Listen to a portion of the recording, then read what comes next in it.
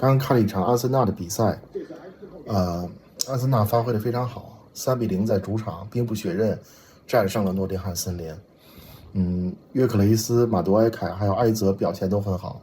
尤其是2个边路埃泽和马多埃凯，给这个诺丁汉森林制造了很大的威胁。这整个比赛看下来，阿森纳是完全的dominate， 就是主宰了这个比赛。我恭喜阿森纳球迷吧，我觉得表现非常好。而阿森纳这个队现在防守做得也非常出色你能看到他2条线，尤其中场线和后卫线用一个词叫非常的 compact， 就是非常紧凑他的这个防守密不透风，然后任意球进攻非常有威胁，踢的时候可以说非常老道，非常成熟。但是下面我要说的是作为一个中立球迷坦白讲有一段时间我睡着了看这场比赛，因为你知道作为一个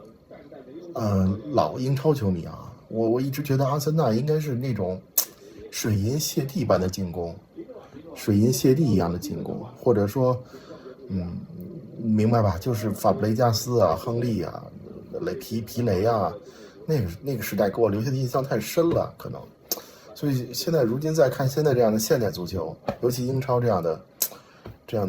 压迫这种破坏你的这个传导转换这样的方式，真的让我觉得，怎么说呢？